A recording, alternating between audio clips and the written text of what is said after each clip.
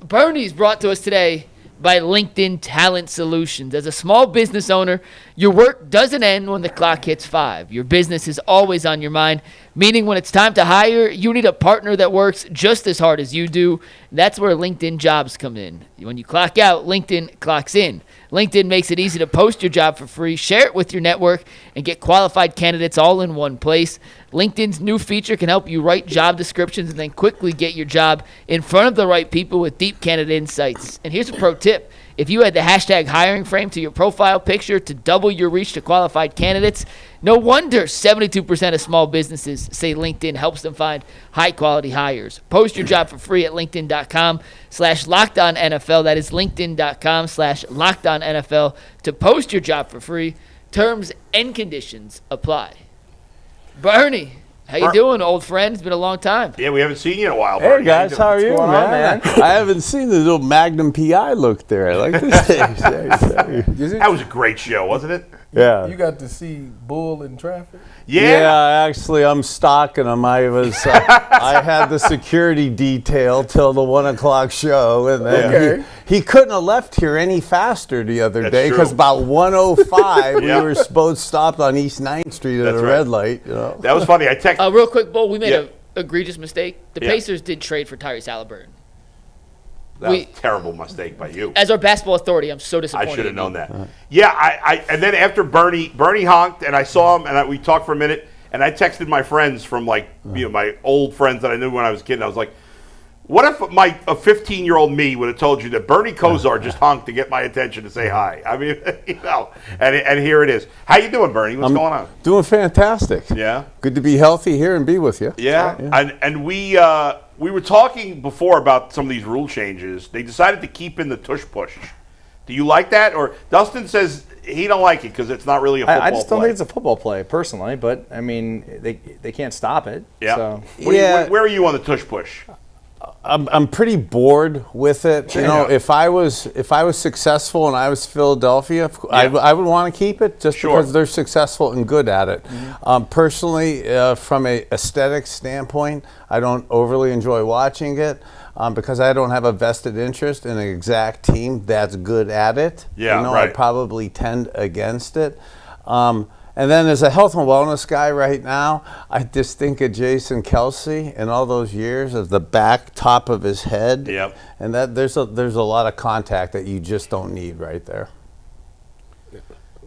He would have loved it. Yeah. He would have did it when he played. Oh, yeah. If he would have. So in the other, if I was good at it, I would love it. But his skinny, twiggy, toothpick legs, and 6'6" beanpole body wasn't exactly conducive, young man, to a good quarterback Could sneak. Leroy? So I actually, if I improved at my quarterback sneak ability, if I would have doubled my ability on it, I then would have just sucked. That's how bad I was. How much?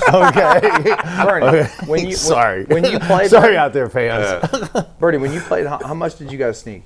Not much at all. And I'm saying that in the spirit of levity, but I was not good at it, and I am. Was it commonplace among the league, though? It wasn't exactly commonplace because it was rough down there at those times. Yeah. I mean, the cheap shots, the spearing, the punching, the bites. I mean, there's literally. I mean. Again, I'll say it in the spirit of a joke, but you would end up with big bite marks in certain areas post games. Really? After the bottom of piles. That's crazy. Yeah. Animals. Yeah. Did you and you played with a lot of great running backs, but of all your running backs, if you had to pick, you got to get 1 yard, Bernie. Who are you giving the ball to? I'm putting the pressure on you here. I've had so many of them. Yeah. Leroy Horde gives the best quote. He goes, if you need 3 yards, I'm your guy. The problem is if you need 4 yards, I'm still getting you just 3 yards. Right. So under anything under 3, Leroy was good. But I mean, if you really think of the backs I had, it would be sinful really to name just one with Kevin Mack and Ernest Biner. God, to get to play with Keith Byers and Emmett Smith, Albert Bentley, Alonzo Highsmith, even back to my college days. It's I've been pretty blessed. There's another rule change they were talking about. They didn't vote on it, but they're talking about reseeding the playoffs where if you win your division, you're guaranteed a playoff spot, but they will rank you 1 through 7 based on your record. What do you think of that? We always start the season saying, I want the Super Bowl. The Super Bowl is the ultimate goal. It is. But Marty Schottenheimer, God bless him, was fixated on first things first. You got to win your division. And there's a reward for winning your division. And albeit it's not fair at times for a bad division team to have a home playoff game. But I tend to kind of enjoy that and root for it from that perspective. I was the beneficiary of getting into the playoffs back in 1985 with a subpar division record, but we won the division, so you got a chance to get in. So I don't really overly mind it. Typically, neither one of those couple teams are going to the Super Bowl. That's true. It's really hard to believe that, for those who don't know this, Bernie is still the last Browns quarterback to win the division. 1989. Central. It was the Central. It was Central back So the then. Browns have never won the AFC North. Since it's been called Never. the North. No, well, Just nuts. we haven't had Bernie in since the draft. So Yeah, Bernie, hopefully yeah. one of the two Gotta get- quarterbacks they drafted, Shedeur or Yeah. Dillon, can be the next. What's your take on the two guys they took, one in the third, one in the fifth? Yeah. Yeah, obviously I knew the quarterback question was coming as my phone rings extensively. You're blowing up. Yeah, extensively for that. Now I'll just take that out. I loved going into the draft. So guys heard me talk on the show about Cam Ward and Shedeur Sanders. Right. And both of them having a calmness of their feet and their body. And we talk about arm strength and throwing, but the ability to be calm with guys around us. I even think we used the example with Tyvus this close to me. In the days when I was actually good, I would be able to not be bothered at all that you're coming and you're going to wipe me out. Well, it was amazing to me watching Cam and Shedeur in college, how they already have that confidence and ability, pocket presence to hang this close to a defensive tackle, Tyvus, and not be affected, keep your feet calm, and execute a throw. So I loved watching that coming in. I was super surprised he fell that far like he did. So I'm like just any fan. I'm looking forward to seeing him play, truthfully. Yeah. And I'm disappointed disappointed is not the right word, but I find it interesting that I'm not studying football as much as I used to. So I used to really, at your guys' age, even 10 years out, I would know all this stuff. So I studied the Shedeurs and Cams like we talked about. Yeah. I didn't study Dillon Gabriel as much as other people did. And now to start seeing him and see, obviously, being the 94th pick, that Kevin Stefanski and the offense and the personnel guys really liked him too. I didn't see as much of him, but initially I kind of felt bad, how that's going to work out with only 3 preseason games and having a 94th pick, and then most of us all wanting to see Shedeur play out, how that works, and who do you really get ready from that. So that was, with 3 preseason games, that could be somewhat of an issue of who you really develop. But I loved how I played, and not to make this about me, but I love how Gary Danielson played the first 6 games of my career. And that massively helped me. Although I was a baby and was bummed out and wanted to play, it helped me transition. We were 3-14 last year.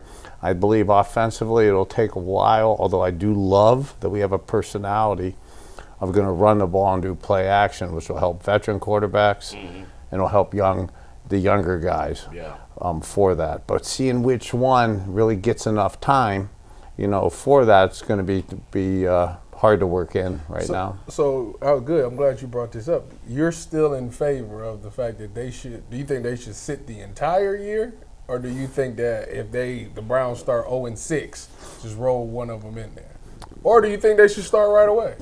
So the rookies I'm talking. So the rookies, I think it's absolutely best, even if you're God, to not play right away. Okay, so that, especially on a rough team. So I would like to see, for their own development. Look, we haven't developed a quarterback since 1999, since the team's come back.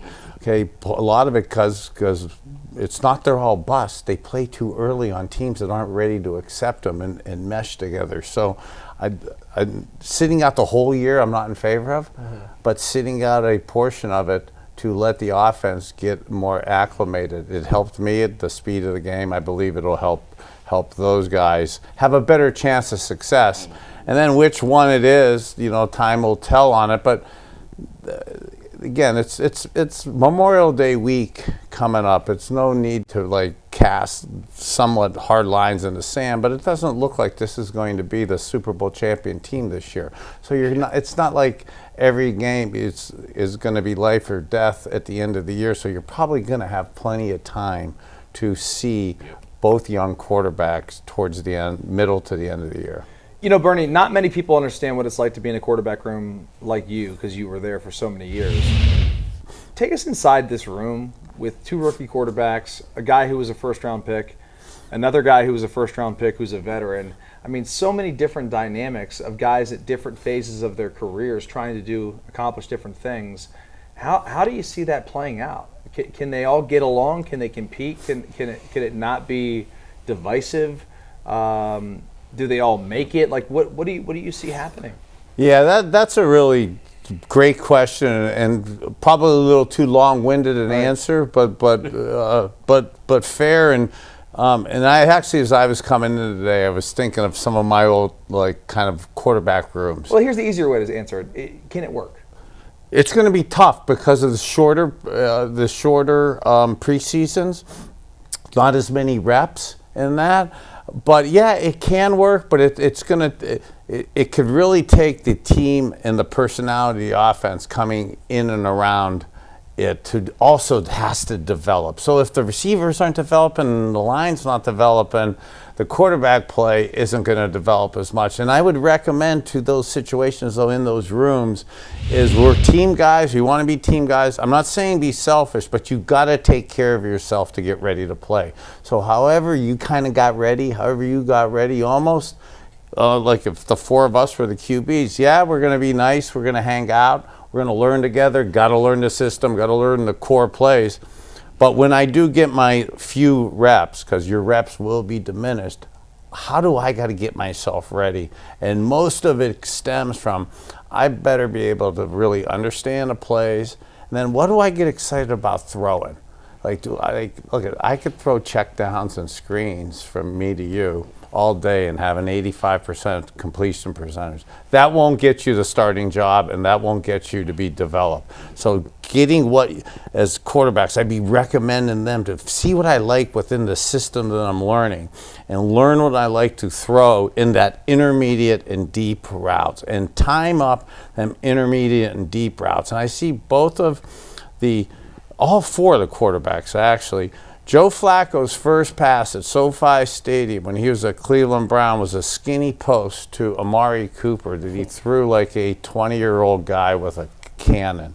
Those are types of throws. If I'm Shedeur, if I'm Dillon Gabriel, if I'm Kenny Pickett, that Joe Flacco already has in his system that I would be working and seeing, can I do them throws? Because if I could do those type throws, I think I'll accelerate my development. Bernie, you talked about them, getting back to running the ball. They drafted Quinshon Judkins from Ohio State. Go Bucks.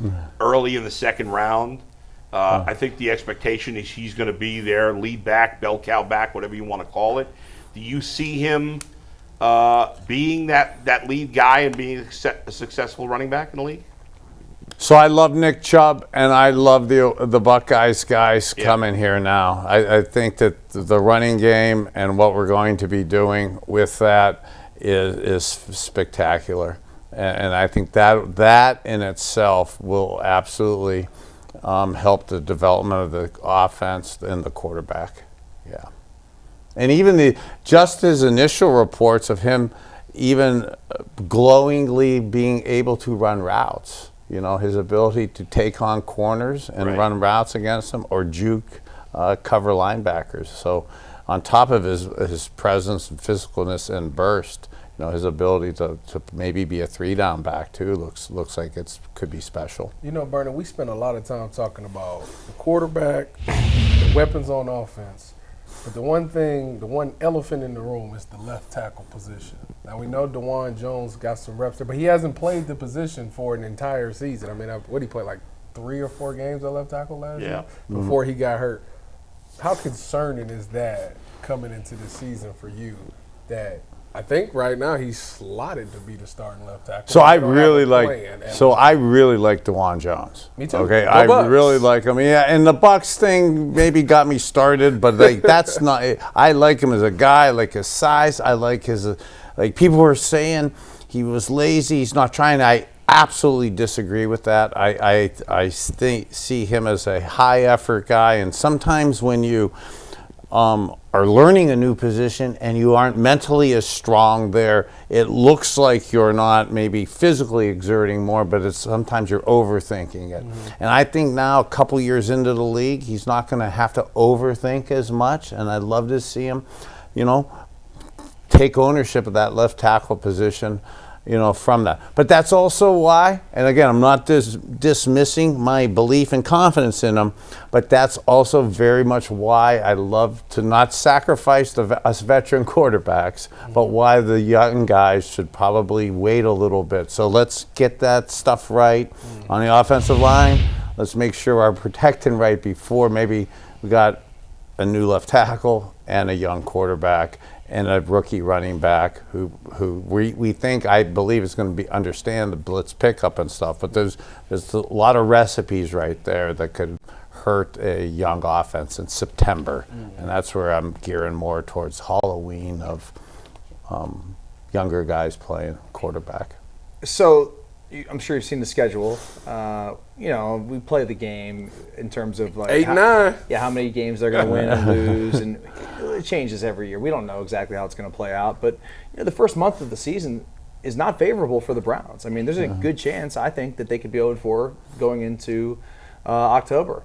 Which are we going to London 0-4, bro? It's a high probability, I think. I mean, when you look at who they're playing, I mean, It's not high.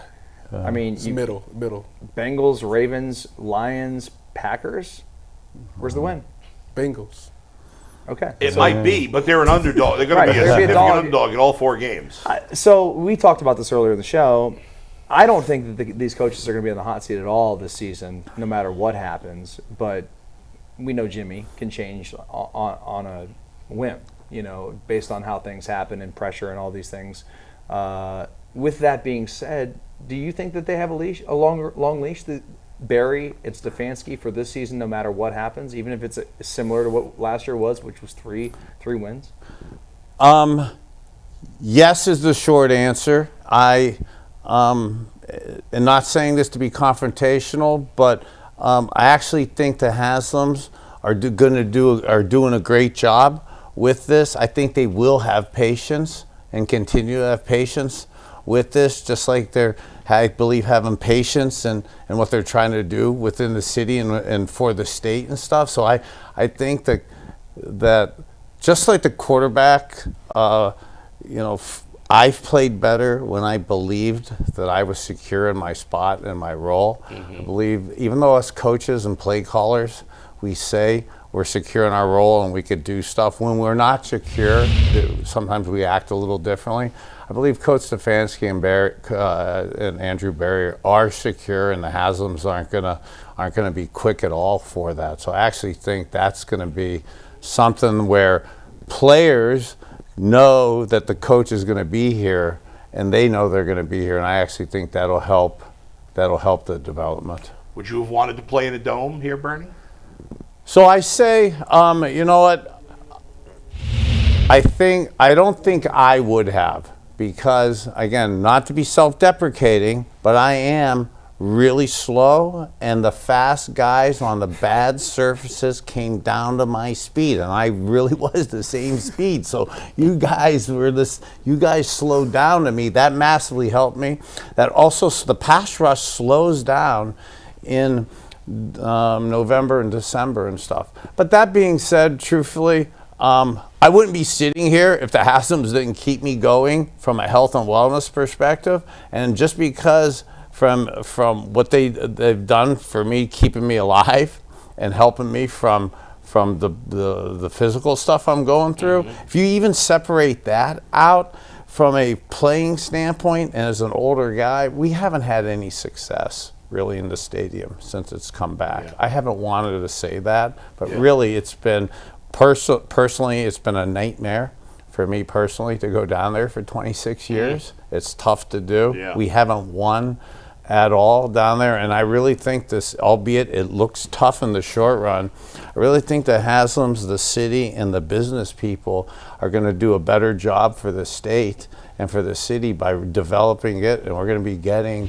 these Super Bowls and bigger events, almost like Indianapolis has turned into. And I hope for Cleveland and for our state, again, not that we want to mimic, again, Indianapolis and that, but they've done a great job with certain things there and the infrastructure of the city and some of the stuff that we've able to do on the lake. And I see what's happened in Chicago with what they've done over the years with that. I just think that Ohio's positioned to be going into this really next century. We have the GMP in the state of Ohio, I think, 8th biggest in the world. It's almost an $800 to $900 million a year business, or $1 billion a year business, almost $1 trillion a year in our state. And these type things, between Cincinnati wanting to get a new stadium and us developing it and growing out our city, I think it's going to make our state just something that businesses and people are going to just strive to want to be a part of. Bernie, most NFL players don't get to decide when their careers are over. The great ones do, and Joel Bitonio had that decision to make this past year, whether he would come back or not. When you're at, towards the end, how hard is it to make that decision about coming back or not? So Joel Bitonio, and I love that he's coming back. Yeah. If you ask it how I did, and partly what I do now in life about talking, how us men in particular and people, we want to act like we're cool. We want to say like, hey, I'm 61, my body's perfect, my mind's perfect, it's just like I was when I was 20. That would be a lie. It's not. It's almost the same at the end of your football career. And this sounds super cocky, but I knew in 1983 when I won the national championship, I knew it sounds cocky. I knew I was good, and I knew I could win it. I knew when I came here in the 80s, I knew I was good, and I knew we could win, and we did. I said at the end of my career, right around when I got cut, and I went to Dallas, and we got the Super Bowl, and we won, and I'm so thankful. I got a cool couple games in that NFC championship game, and I said I believed in myself, and good Lord, made a couple plays look good for me. But the truth is, once you get cut and once your arm and your body starts breaking down, you don't believe in yourself as much. In my last 2-3 years, although the Dolphin guys are awesome to me, they talk so much about how good I was, I really wasn't. And I knew I couldn't carry teams, and towards the end, I knew I couldn't carry a game. And once I knew I couldn't carry a game, it's like, I don't want to disrespect the game. And again, I want to talk good language. I'm working on my thesaurus and my word choice. But again, I don't want to go out and suck, like I said earlier in the segment, That just to follow up on that, Bernie, because that's like, when you say you weren't good with Miami, did you know that at the time? Or not good by my standards. By your standards. Like, I want to dominate, okay? Right, I used to be able to dominate games. You kicked ass here. Like, I could take over. I knew what to do. I could position it, and I could make it happen. And then I could visualize it, and then I could make it happen. And I could execute it, and I could see it. At the end, I was hoping I could make it happen. And when you hope out there, you should really start cruising into your next direction in life. That's fascinating. Go ahead, Bernie, Mike. we talked about this a little earlier in the show, but we all believe the Browns have 4 quarterbacks that could legitimately win the starting job come week 1. If it's a truly open competition like Kevin Stefanski has told us, then they're going to get a chance to compete for that QB1 spot. If you were running the Browns this offseason, how would you handle splitting up the reps and making it a true quarterback competition to allow the best man to win?